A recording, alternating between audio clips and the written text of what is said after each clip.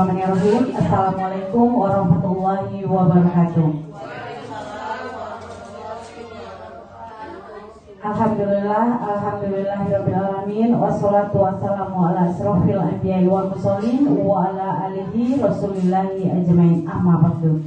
Pertama dan utama sekali, marilah kita ucapkan puji beserta syukur kita kehadiran Allah Subhanahu wa Ta'ala, yang mana Ia telah memberikan rahmat dan hidayahnya kepada kita semua, sehingga kita dapat berkumpul melaksanakan rangkaian kegiatan kita pada siang hari ini di sekolah yang sama-sama kita cintai ini. Selanjutnya, tak lupa kita sampaikan kepada junjungan kita, yakni Nabi besar Muhammad SAW, yang mana beliau telah membimbing umatnya dari alam kegelapan sampai ke alam yang penuh ilmu pengetahuan yang sama-sama kita rasakan pada saat sekarang ini.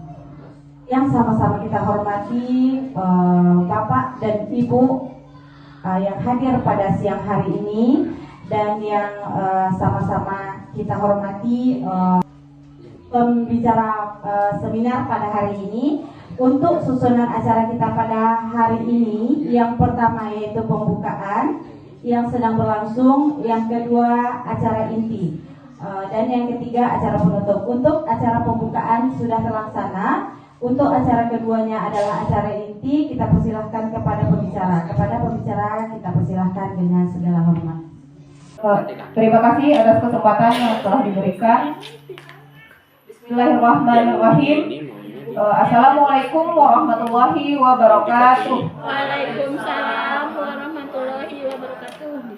Yang sama-sama kita hormati Ibu Kepala Sekolah SDN 23 Luhak Nanduo yang mewakili. Selanjutnya yang saya hormati Bapak Ibu Dewan Guru SDN 23 Luhak Nanduo. Ibu. Puji syukur kehadiran Allah yang telah memberikan kita kesehatan dan kesempatan untuk bisa hadir pada acara diseminasi budaya positif di SD kita ini. Salawat beserta salam semoga selalu tercurah kepada junjungan kita Nabi besar Muhammad SAW, dengan mengucapkan Allahumma sholli ala Muhammad wa ala ali Muhammad. Semoga kita termasuk golongan umat yang diberikan syafaat oleh beliau di akhir nanti.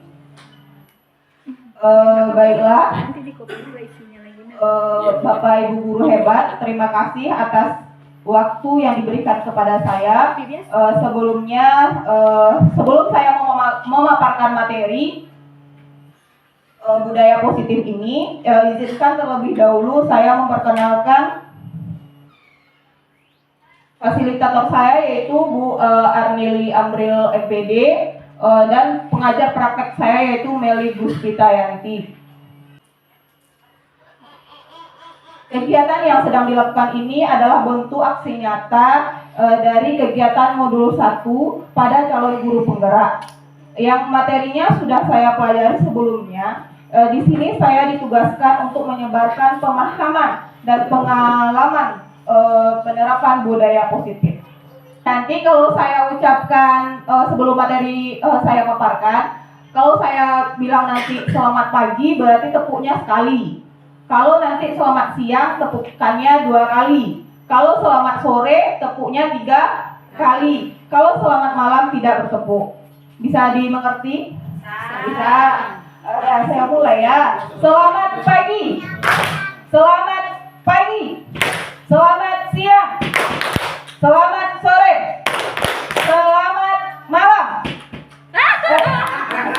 Belum ada konsentrasinya ya. Saya ulangi lagi ya. Kalau saya Bu tambah marah tawanya tekukannya. Biasanya kalau mau dijawab Pak tidur kan Pak. Nah, kita ulangi. Selamat siang. Oke. Baiklah teman-teman, selamat datang guru hebat. Mari belajar bersama, berkolaborasi, saling mendukung demi mewujudkan budaya positif di sekolah yang kita cintai ini. Baiklah, filosofi pendidikan Ki Hajar Dewantara. Ki Hajar Dewantara ini siapa Bapak Ibu? Bapak pendidikan. Ya, ini adalah Bapak pendidikan kita ya. Pendidikan yaitu menuntun segala kekuatan kodrat yang ada pada anak-anak agar mereka sebagai manusia dan sebagai anggota masyarakat dapat mencapai keselamatan dan kebahagiaan setinggi-tingginya. Pendidikan dan pengajaran yang dilakukan harus mampu menuntun murid menjadi manusia yang merdeka. Pendidikan juga harus mampu menciptakan ruang bagi murid untuk tumbuh secara utuh agar mampu memuliakan dirinya dan orang lain dan menjadi mandiri. Bangku adiknya ya. Ya Hajar Dewantara, pendidikan adalah menuntun anak didik sesuai dengan minat dan bakatnya. Yang kedua, pendidikan merupakan proses penanaman budi pekerti luhur. Pendidikan sejatinya berpusat pada siswa. Budaya positif harus dibangun untuk menumbuhkan motivasi internal, melaksanakan disiplin positif bagi murid yang nantinya akan ikut berpengaruh kepada pencapaian visi dan misi sekolah. Membangun budaya positif tentu saja tidak bisa dilakukan sendiri, melainkan butuh kolaborasi dari semua warga sekolah. Mulai dari kepala sekolah, guru, tenaga pendidikan, dan murid. Bahkan dibutuhkan juga dukungan dari orang tua dan komite sekolah. Apa yang dimaksud dengan budaya positif? Ada ibu-ibu yang sudah tahu? Belum? Belum. Berpikiran yang baik-baik mungkin Bu. Ya, benar ya Bapak. Budaya itu adalah wujud dari nilai atau keyakinan suatu kelompok atau kebiasaan sekelompok orang. Budaya positif di sini pembiasaan yang bernilai positif yang di dalamnya mengandung kegiatan yang mampu menumbuhkan karakter murid. Budaya positif di sekolah, kebiasaan baik yang dilakukan secara menyeluruh di sekolah. Konsep inti budaya positif, yang pertama perubahan paradigma belajar, yang kedua disiplin positif, yang ketiga nilai-nilai kebajikan, yang keempat kebutuhan dasar manusia, yang kelima motivasi perilaku manusia, selanjutnya posisi kontrol guru, keyakinan kelas, dan yang terakhir adalah segitiga restitusi. Inilah pembahasan kita pada hari ini. Saya mulai dari yang pertama. Perubahan paradigma belajar. Pembelajaran dengan paradigma baru merupakan pembelajaran yang dirancang berdasarkan prinsip pembelajaran berdiferensiasi, sehingga murid belajar sesuai kebutuhannya, sesuai tahap perkembangan, sesuai teori psikologi modern untuk mewujudkan murid yang memiliki profil pelajar Pancasila. Di sini pembelajaran berdiferensiasi itu adalah pembelajaran yang memberikan keleluasaan pada siswa untuk meningkatkan potensi dirinya sesuai dengan kesiapan belajar, minat, dan profil belajar siswa tersebut.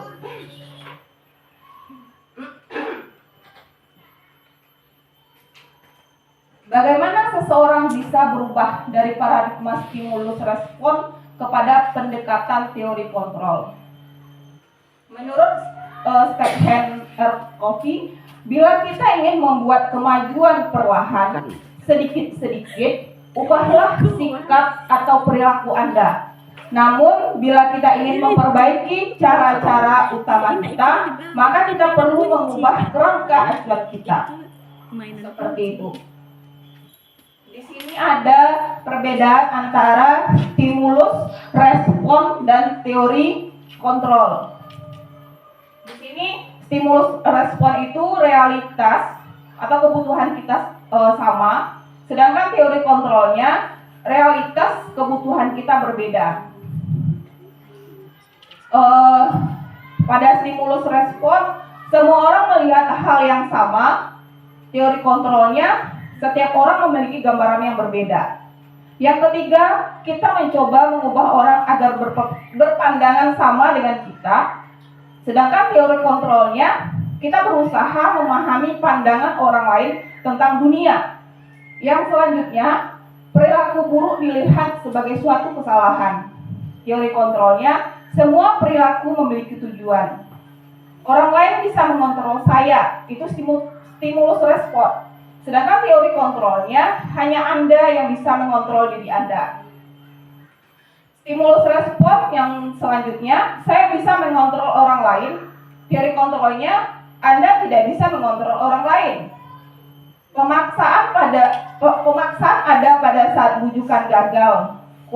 Kolaborasi dan konsensus menciptakan pilihan-pilihan baru.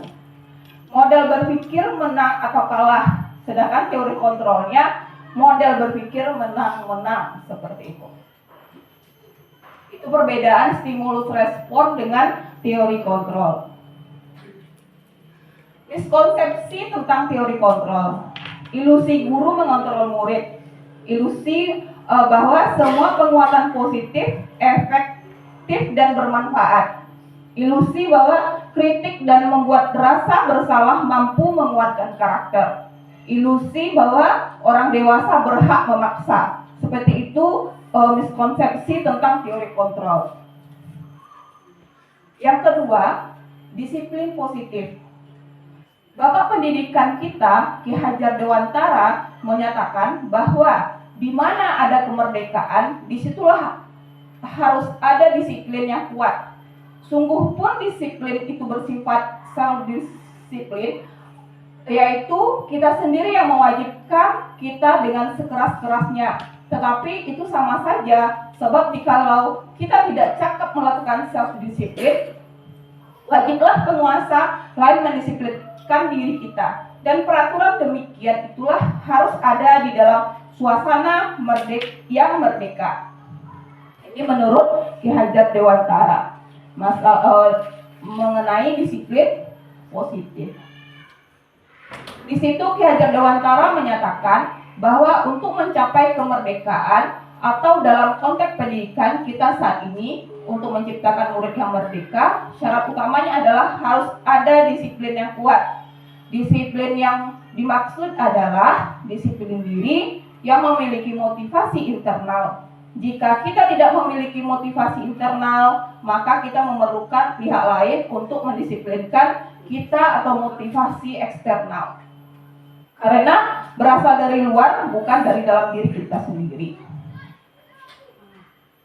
Disiplin positif merupakan unsur utama dalam terwujudnya budaya positif yang kita cita-citakan di sekolah. Disiplin diri merupakan cara kita mengontrol diri dan bagaimana menguasai diri untuk memilih tindakan yang mengacu pada nilai-nilai yang kita hargai agar tercapai tujuan mulia yang diinginkan. Nilai-nilai kebajikan ada 6 dimensi profil pelajar Pancasila yang sudah juga kita terapkan di sekolah kita, yaitu beriman bertakwa kepada Tuhan Yang Maha Esa dan berakhlak mulia, kebinekaan global, mandiri, bergotong royong, berdana kritis dan kreatif. Ini aja nyanyi Bu ya, Bu Ira. Kita bernyanyi dulu Bu Ira, biar suasananya ada apa yang sedikit ya Bu Ira. Dah, pakai gerakan ya. 1, 2, 3. Belajar Pancasila, beriman dan bertakwa pada Tuhan Yang Esa dan berakhlak mulia, berkebinekaan global, gotong royong mandiri, kreatif dan bernalar kritis. Ini adalah nilai dimensi profil pelajar Pancasila yang juga sudah kita terapkan di sekolah kita bersama. Selanjutnya yang keempat yaitu kebutuhan dasar manusia. Kebutuhan dasar manusia adalah segala sesuatu yang kita lakukan untuk mendapatkan apa yang kita inginkan. Seluruh tindakan yang kita lakukan memiliki tujuan tertentu dan semua usaha terbaik yang kita lakukan adalah dalam rangka agar kebutuhan dasar kita terpenuhi dengan baik. Di sini ada dipaparkan yaitu 5 kebutuhan dasar manusia.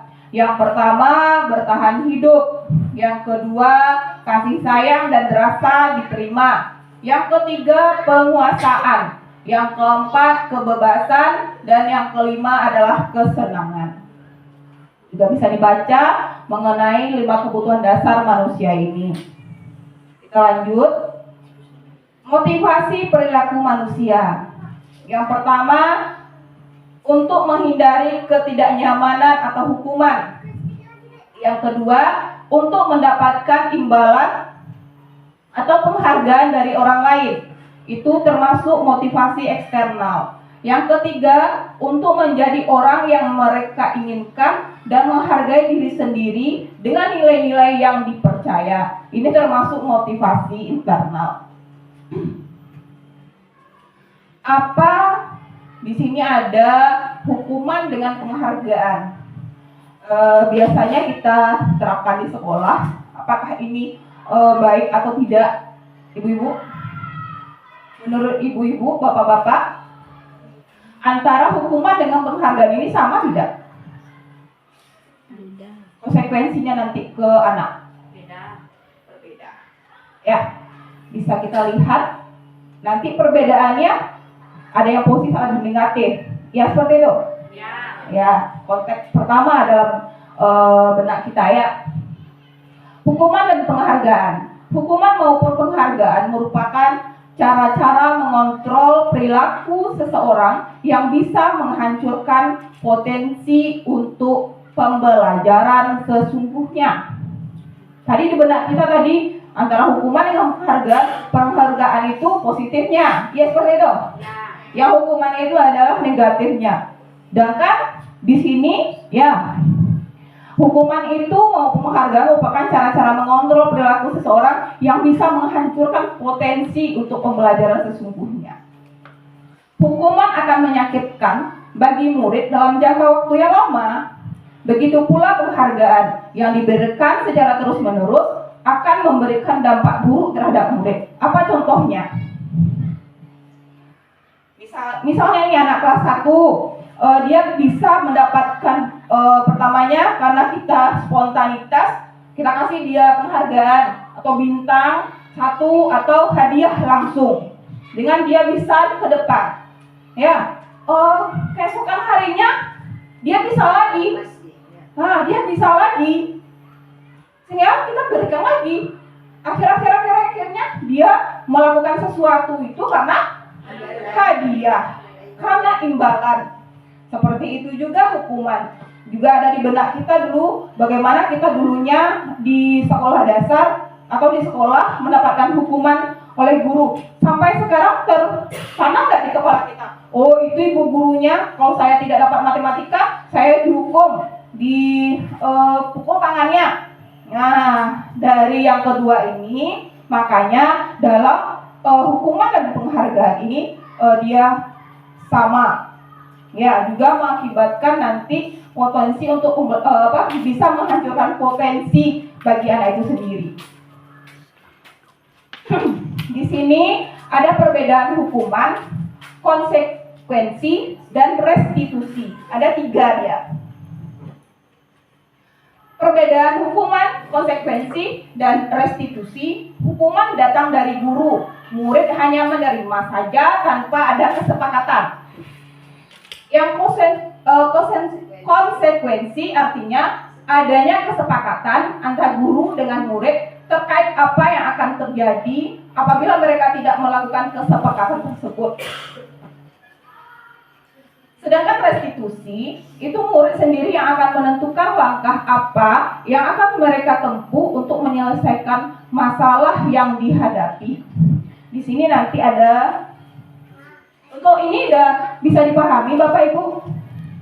Sudah? Antara hukuman, konsekuensi, dan restitusi. Kalau dia hukuman itu dari guru yang memberikan. Kalau konsekuensi ada dulu kesepakatannya. Kalau restitusi, murid yang menentukan. Studi kasusnya ini. IFA kurang ini tentang hukuman dan konsekuensi ya. IFA kurang menguasai pelajaran matematika sehingga pada saat pelajaran tersebut berlangsung dia lebih banyak berdiam diri atau menggambar di buku pelajarannya. pada saat guru matematikanya Pak Seno menyatakan pertanyaan IPA menjadi gugup dan tak sengaja menjatuhkan tasnya dari kursi.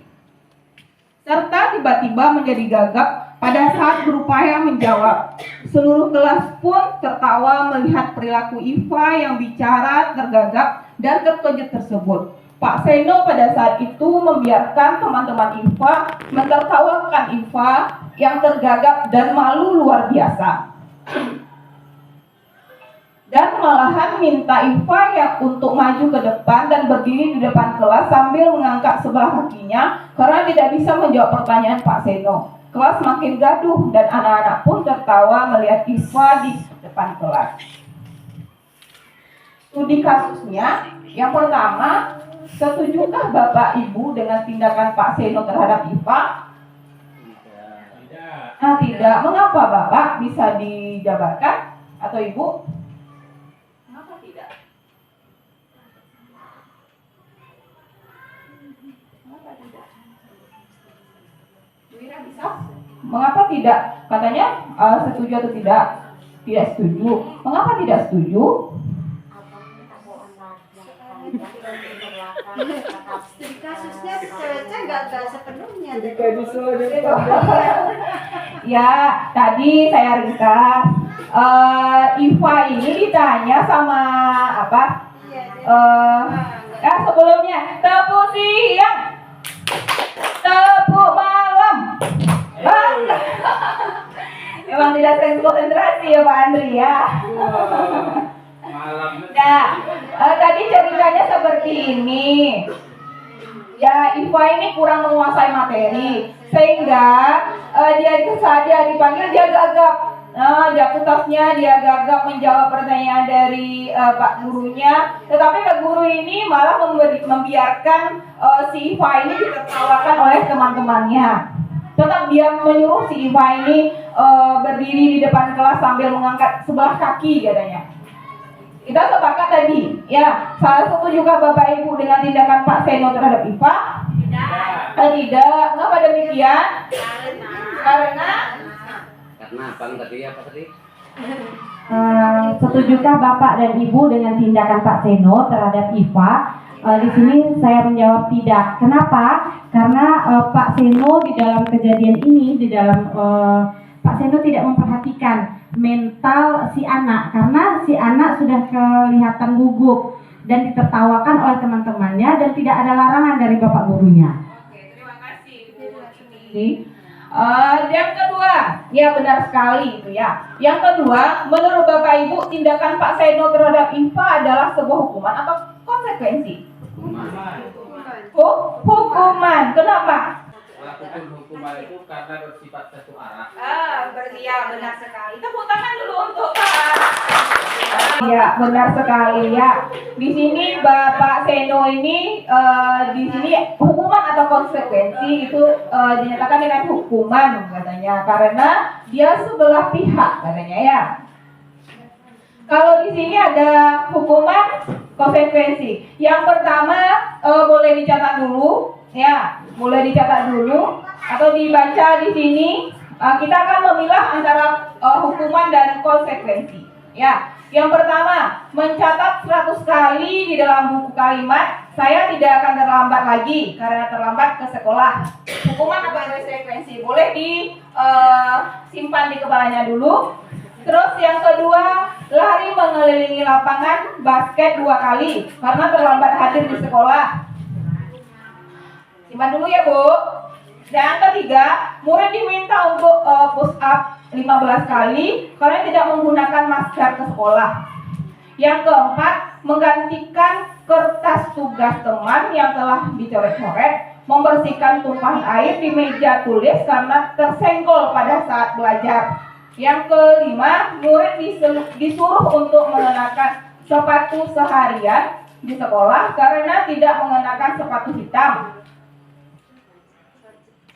Yang terakhirnya, lari mengelilingi lapangan basket 2 kali karena terlambat 10 menit untuk pelajaran PJOK. Apaan beritinya tuh? Ah, ah. Kalau itu bagian PJOK itu konsekuensi. Oh ya, itu ada antara hukuman dengan konsekuensi. Kata Pak Andrinya itu PJOK-nya konsekuensi itu katanya. Ya, tadi kita sudah tahu dari di awal yang konsekuensi itu apa, yang hukuman itu apa, dan yang restitusi itu apa. Konsekuensi ya Pali. Yang berusaha Sudah ada jawabannya masing-masing ya Bapak Ibu ya. Dah. Satu konsekuensi ya. Oke, bagus konsekuensi kata si Bu Ira. Kita lihat di sini. Nah, kan Ternyata, Iya. ya benar ya Pak ya. Dan ternyata mencatat 100 kali itu adalah hukuman. Hukuman ya, hukuman. Ya, yang keduanya itu hukuman lagi.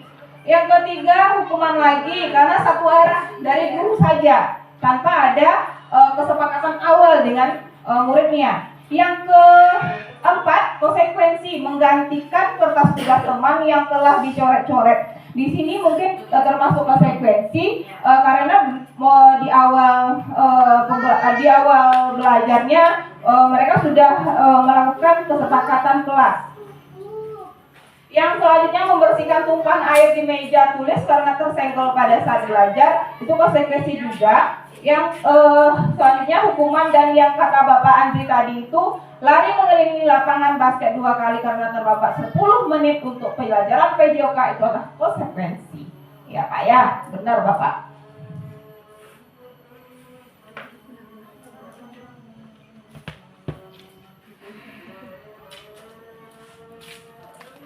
Tidak, saya bacakan studi kasus tentang penghargaan.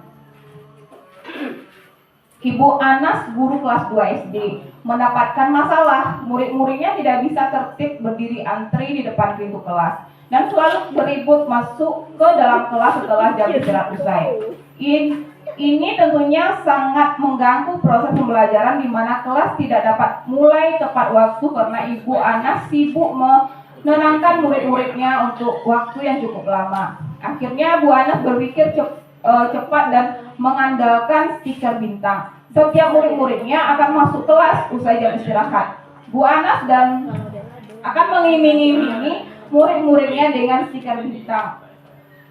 Siapa yang dapat berdiri lurus dan berbaris rapi antri di depan pintu dapat bintang dari Bu Anas. Sebagian besar murid-muridnya menyambut tantangan tersebut dan langsung berdiri rapi di depan pintu agar mendapatkan stiker bintang. Hal ini terus dilakukan Bu Anas selama beberapa minggu karena cukup berhasil membuat murid-muridnya berdiri rapi antri di depan pintu. Sampai pada suatu saat Bu Anas sakit dan terpaksa digantikan Pak Heru. Pak Heru tidak mengetahui tentang stiker bintang dan benar saja pada saat mau masuk ke kelas usai jam istirahat, murid-murid kelas 2 kembali beribut masuk kelas. Apa yang terjadi? Mengapa? Karena tadi sudah kita juga bahas karena terbiasa oleh guru kelasnya memberikan penghargaan. 5 posisi kontrol guru. Yang pertama, penghukum, pembuat rasa bersalah, teman, pemantau, dan manajer. Kalau dia penghukum, ciri-cirinya guru percaya bahwa dia yang terbaik. Nada suara tinggi, menghardik, mata melotot. Guru menggunakan hukuman fisik atau verbal seperti kamu salah terus, selalu pasti kamu yang terakhir. Patuhi aturannya ya, awas kalau salah. Dampaknya anak memberontak, marah, mendokol, bahkan mendendam. Untuk posisi guru yang kedua, pembuat rasa bersalah. Nada suara lembut dan halus, contoh kata yang diucapkan. Ibu sangat kecewa sekali pada kamu. Gimana coba kalau orang tuamu tahu kamu berbuat salah seperti ini? Dampaknya anak berbohong, mengulangi kesalahan, bahkan merasa rendah diri serta kecewa pada dirinya karena tidak bisa membuat orang lain bahagia. Ini untuk posisi guru yang membuat rasa bersalah. Kalau posisi guru sebagai teman, nada suara ramah, akrab, bercanda. Contoh kata yang diucapkan, ayo lakukanlah demi ibu ya. Ya sudah kali ini tidak apa-apa, nanti ibu bantu bereskan. Masa kamu tidak mau? Dampaknya bagi anak menjadi ketergantungan pada guru tersebut. Apabila tidak berhadapan dengan guru tersebut, anak kemungkinan tidak mau melakukannya. Kalau dia posisi guru sebagai pemantau, nada suara datar formal, pemantau identik dengan konsekuensi dan peraturan. Contoh kata yang diucapkan, apa peraturannya, apa konsekuensinya, apa yang telah kamu lakukan, dampaknya bagi anak menjadi ketergantungan pada peraturan dan konsekuensi. Untuk manajer, ya, nada suara tulus, ikhlas, posisi manajer ini guru berbuat sesuatu dengan murid mempertanggungjawabkan perilakunya, guru juga mendukung murid untuk menemukan solusi permasalahan yang dihadapi oleh murid. Contoh kata yang diucapkan, apa yang kita yakini, jika kamu meyakini, apakah kamu sudah bersedia memperbaikinya? Dampaknya menciptakan lingkungan yang positif, nyaman, dan aman. Dari posisi guru yang kelimanya itu yang berdampak positif bagi anak, benar sekali. Ya, itu adalah manajer yang dia sebagai pemantau juga positif, tetapi lebih diapakan ke manajer. Kalau untuk sebagai penghukum, membuat rasa bersalah itu negatif, dan teman juga seperti itu. Termasuk yang ketujuh, yaitu keyakinan kelas. Keyakinan kelas merupakan nilai-nilai kebajikan universal yang disepakati secara tersirat dan tersurat dan dilaksanakan sepenuhnya oleh anggota kelas. Murid akan lebih tergerak dan bersemangat untuk menjalankan keyakinannya daripada hanya sekedar mengikuti serangkaian peraturan tertulis. Ya, seperti itu Bapak Ibu ya. Ini bedanya antara peraturan kelas dengan keyakinan kelas. Kalau dia peraturan kelas, peraturan itu harus dilaksanakan. Ya, nanti ada konsekuensinya di belakangnya. Kalau dia keyakinan kelas, dia merasa sudah ada tanggung jawab pada dirinya. Itu adalah keyakinan kelas kita. Jadi di sini bisa dilihat salah satunya saja ya Bapak Ibu ya, tidak saya bacakan semuanya. Yang pertama, kembalikan barang ke tempatnya. Itu peraturan kelas. Sedangkan keyakinan kelas bertanggung jawab. Yang kedua, dilarang mengganggu orang lain. Keyakinannya saling menghormati. Yang ketiga, hadir di sekolah 15 menit sebelumnya. Keyakinan kelasnya menghormati atau berkomitmen ya dengan hadir tepat waktu. Berjalan di kelas dan koridor. Jadi keyakinan kelasnya itu adalah keamanan dan keselamatan. Keyakinan kelas ini bisa kita menyusun keyakinan kelas di masing-masing kelasnya. Yang pertama, kita bisa mempersilahkan warga sekolah atau murid-murid di sekolah untuk bercurah pendapat tentang peraturan yang perlu disepakati di sekolah. Yang kedua, mencatat semua masukan-masukan dari murid. Nanti bisa dibagikan kertas nanti suruh tempel di depan. Terus susun keyakinan kelas sesuai prosedur pembentukan keyakinan sekolah. Gantilah kalimat-kalimat yang bentuknya negatif menjadi positif. Contohnya, yang kalimat negatifnya, jangan berlari di kelas atau koridor. Kalau kata jangan itu berarti itu negatifnya. Kalau dia kalimat positifnya, berjalanlah di kelas atau koridor. Selanjutnya, ajak warga sekolah atau murid-murid untuk menemukan nilai kebajikan atau keyakinan yang dituju dari peraturan tersebut. Yang kelima, tinjau ulang keyakinan kelas secara bersama-sama. Yang keenam, setelah keyakinan kelas telah dibuat, maka semua warga kelas dipersilahkan meninjau ulang dan menyetujuinya dengan menandatangani keyakinan kelas. Yang ketujuh, keyakinan kelas selanjutnya bisa dilekatkan di dinding kelas di tempat yang mudah dilihat oleh semua warga kelas. Ini sudah saya praktekkan kemarin di kelas 5 untuk membuat keyakinan kelas. Yang terakhir, itu adalah apa itu yang restitusi. Restitusi adalah proses menciptakan kondisi bagi murid untuk memperbaiki kesalahan mereka sehingga mereka bisa kembali pada kelompok mereka dengan karakter yang lebih kuat. Ini menurut dosen itu di 2004. Restitusi bukan untuk menebus kesalahan, tapi restitusi adalah sebuah tawaran dan bukan paksaan. Itu yang dikatakan dengan restitusi. Segitiga restitusi itu bisa kita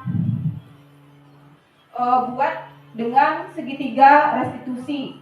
Segitiga restitusi merupakan sebuah tahapan untuk memudahkan para guru agar dapat menghasilkan murid yang mandiri dan bertanggung jawab. Yang pertama, langkah yang kita ambil adalah menstabilkan identitas. Ya, yang kedua, validasi tindakan yang salah. Yang ketiga, menanyakan keyakinan. Nanti saya bisa share di grup bagaimana cara saya sudah melaksanakan ini karena juga ada tugas dari JGP. Segitiga restitusi tahapannya menstabilkan identitas, yaitu sudah saya sebutkan tadi. Untuk menstabilkan identitas, setiap orang pasti pernah melakukan kesalahan. Itu contoh-contoh kata-katanya ya. Kamu bukan satu-satunya yang pernah melakukan. Terus validasi tindakannya, cara yang lebih efektif mendapatkan apa yang kamu butuhkan. Kamu tentu punya alasan mengapa melakukan itu validasi tindakan yang salahnya. Terus menanyakan keyakinan, karena keyakinan kelas sudah kita buat di awalnya. Nanti anak itu akan, kalau dia ditanya seperti ini, dia akan terbuka sama kita. Ya, dia tidak akan merasa disalahkan. Mereka akan bisa jujur, bisa kita menggali apa yang permasalahan pada mereka. Kenapa ibu panggil Bening ke sini? Ya, tahu alasannya? Tidak. Yang pertama, ibu melihat Bening itu di dalam kelas sering ketika ibu menerangkan pelajaran, Bening asik dengan kegiatan Bening, ya. Ibu kasih latihan, Bening itu nilainya rendah sekali. Ya enggak? Bening merasakan tidak? Iya. Ibu juga dulu pernah seperti Bening. Ya, juga pernah menjadi siswa. Kenapa Bening seperti itu? Apa alasan Bening?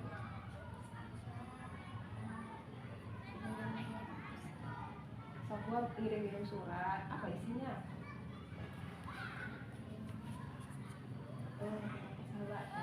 Terus di jam ibu menerangkan pelajaran itu ya, keyakinan kelas kita gimana? Kita harus menghargai orang yang di dalam kelas ya. Kita harus menghargai orang yang berbicara di depan kelas ya kan? Berarti kalau ibu kalau ibu bicara di depan, kalau Bening menulis seperti itu, Bening menghargai ibu tidak? Kalau kita menulis, kita tidak melihat orang lain, menghargai tidak? Ya, seharusnya bagaimana? Kita kalau ada orang di depan berbicara, apa yang Bening lakukan? Apa yang ibu ajarkan? Melihat, ya, mendengar, ya, tatap muka orang yang berbicara di depan itu. Paham Bening itu? Paham? Besok dilakukan lagi. Kalau ada surat-surat seperti itu gimana? Boleh atau tidak? Tidak boleh di jam pelajaran. Ya, paham tuh? So, dirubah ya.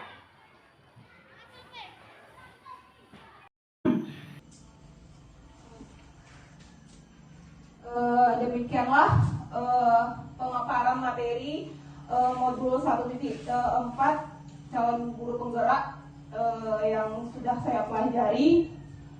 Kalau ada salah dan janggal saya mohon maaf. Ini ada penutupnya. Tujuan mulia dari penerapan disiplin positif adalah agar terbentuk murid-murid yang berkarakter, berdisiplin, santun, jujur, peduli, bertanggung jawab, dan merupakan pembelajar sepanjang hayat sesuai dengan standar kompetensi lulusan yang diharapkan.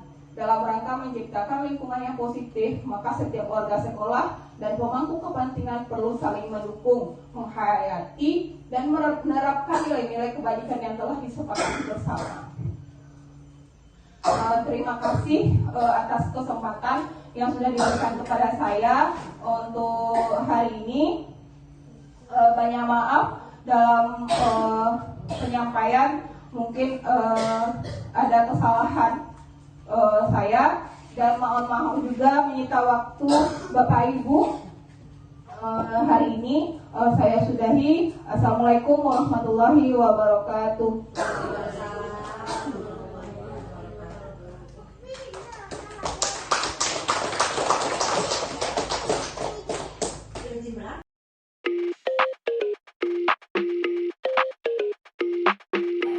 Assalamualaikum warahmatullahi wabarakatuh.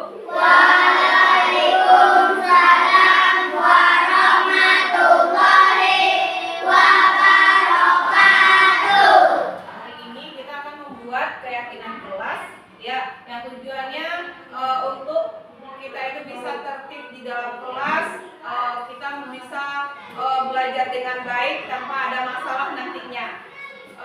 Anak-anak ibu, nanti ibu bagikan kertas, ya, ibu bagikan kertas, masing-masingnya membuat satu keyakinan yang bisa rasanya kita terapkan di kelas kita untuk kebaikan, untuk kenyamanan anak-anak ibu belajar di dalam kelas. Bisa itu? Bisa? Bagikan ya. Nanti setelah dibagikan, siapa yang sudah selesai tempelkan di depan.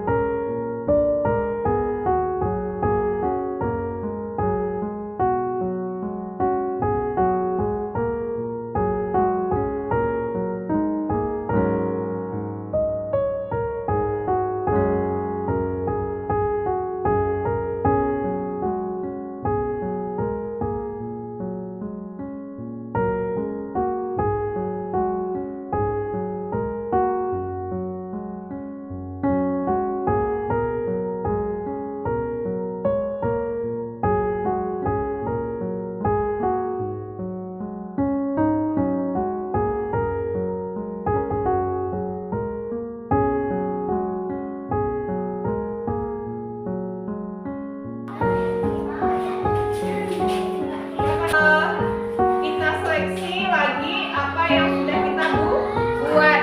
Nanti kalau yang sama kita pisahkan. Ya, berarti nanti itu yang kita yakini di kelas ini, kelas 5A. Yang pertama, kami harus bersikap jujur, kami tidak boleh berkata kotor, menghargai guru yang sedang berbicara. Sepakat? Sepakat. Tidak boleh berkata kotor, sama dengan di atas ya. Tidak boleh membuli teman, ada tambahannya.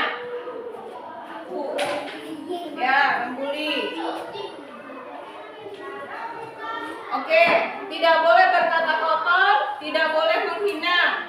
Hampir sama dengan yang di atas ya. Seperti ini kita keluarkan. Tidak boleh berkata kotor, mengerjakan PR, mengerjakan tugas tepat waktu, dan tidak boleh mencela teman. Hampir sama dengan di atas. Nah, berarti kesimpulannya dapat kita sepakati